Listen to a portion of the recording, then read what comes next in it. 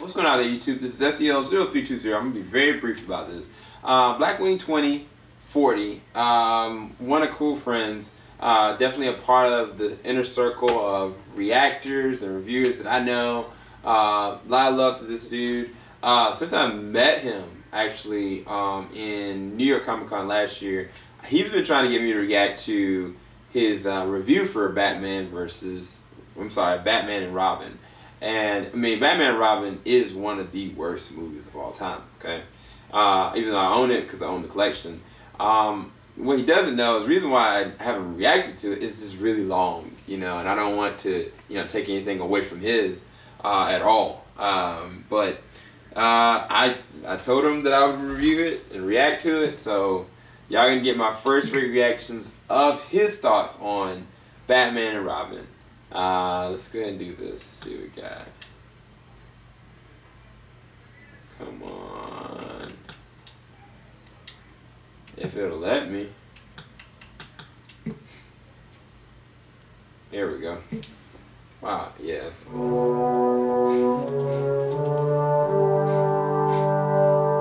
volume up.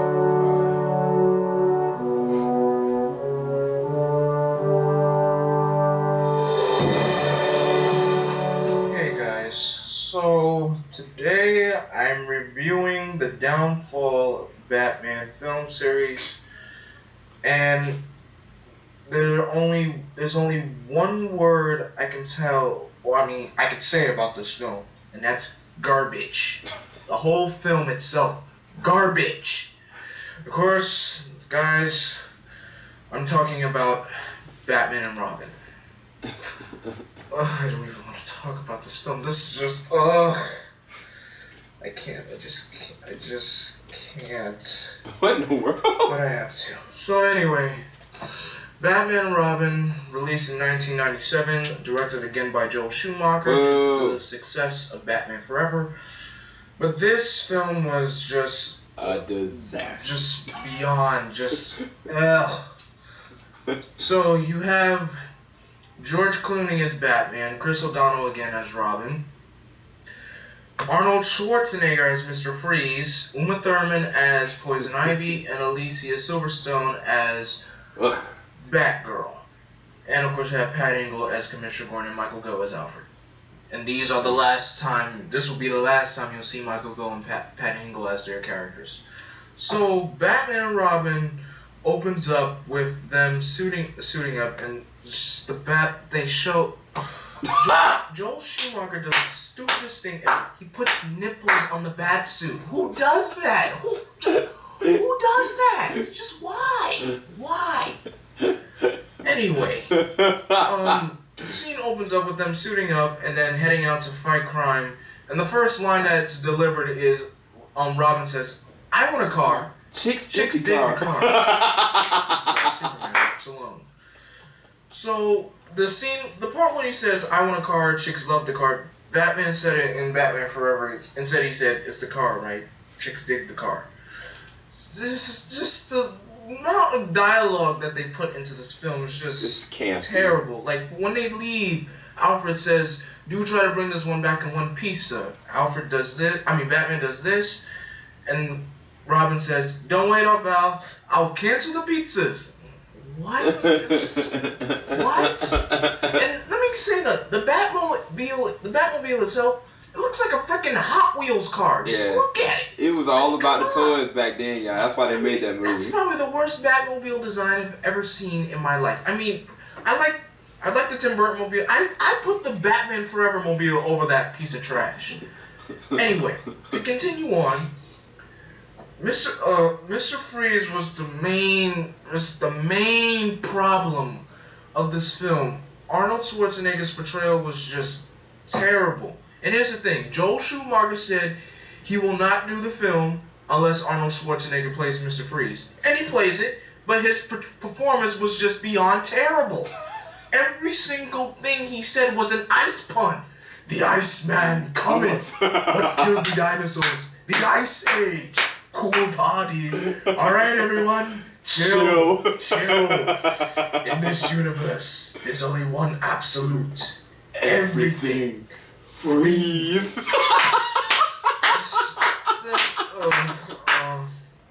It's just awful. Can you be cold, Batman? You have 11 minutes to thaw the bird. What will you do? Go after the villain or save the boy? Your emotion makes you weak. That's why I win. Who says that? Who says? Ugh. Oh, so. Now, I forgot to mention the third villain of the film. That's right, we have 3 villains in this film. Oh, Bane. This marks Bane's first film portrayal in the film, and they made him so dim-witted, so stupid. He had the IQ of a peanut. Everything you just said, just say one word. Bob. Stepping on it. Yes. Work.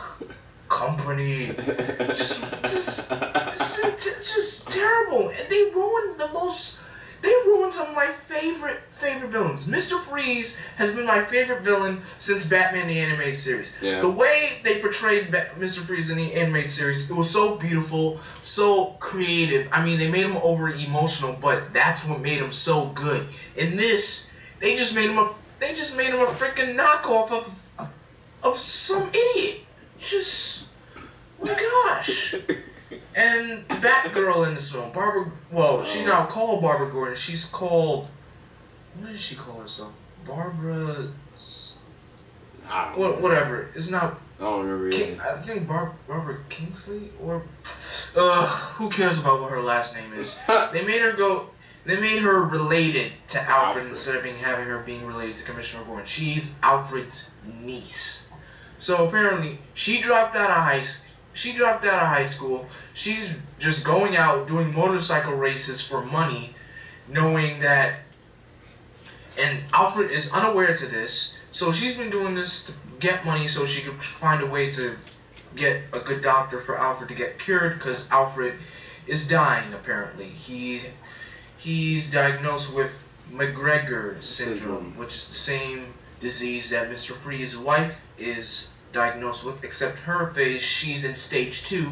Alfred is diagnosed with stage 1. Mm-hmm. Now, just Uma Thurman's portrayal of Poison Ivy, I'm gonna say I didn't really like it. I didn't like it.